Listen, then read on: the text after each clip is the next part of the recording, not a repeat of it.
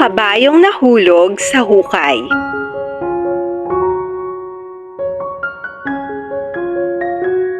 Sa isang munting nayon ay mayroong naninirahan na isang magsasaka.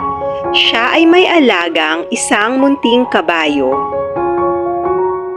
Isang umaga habang naglalakad ang kabayo ay hindi niya napansin na mayroong malalim na hukay sa kanyang daraanan. Sa kasamaang palad ay nahulog siya. Lumipas ng ilang oras, napansin ng magsasaka na nawawala ang kanyang kabayo. Hinanap niya ito sa buong bukirin. Hanggang sa natagpuan niya ang kawawang kabayo na nahulog sa isang malalim na hukay. Agad na humingi ng tulong ang magsasaka sa kanyang mga kapitbahay upang kuhanin ang kabayo. Ginawa nila ang lahat ng kanilang makakaya, subalit bigo sila na tulungan itong makaalis mula sa malalim na hukay. Sa kanilang palagay ay imposible nang makaligtas pa ang kabayo. Wala na silang magagawa pa kundi ang pabayaan na lamang ito sa ilalim ng lupa. Nalulungkot ang magsasaka, subalit kailangan na lamang niyang tanggapin ang masaklap na kapalaran ng kanyang alaga.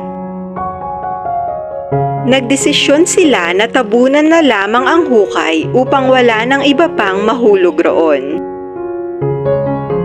Nagtulungan ang mga taga-nayon na kumuha ng mga lupa na ibubuhos nila sa hukay.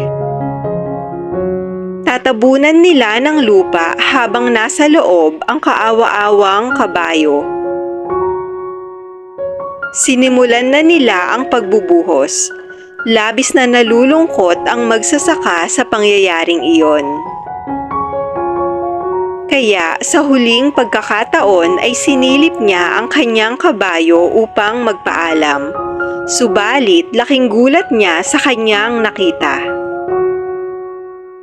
Lahat sila ay namangha sa tuwing sila ay nagbubuhos ng lupa at tumatama sa katawan ng kabayo ay ipinapagpag niya ito. Umaangat ang lupa kaya't humahakbang ang kabayo pataas. Nagpatuloy ang mga taga-nayon sa paglalagay ng lupa at nagpatuloy rin ang kabayo sa pag-angat. Hanggang sa hindi nagtagal, ang lahat ay namangha ng ligtas na makaahon ang kabayo mula sa malalim na hukay.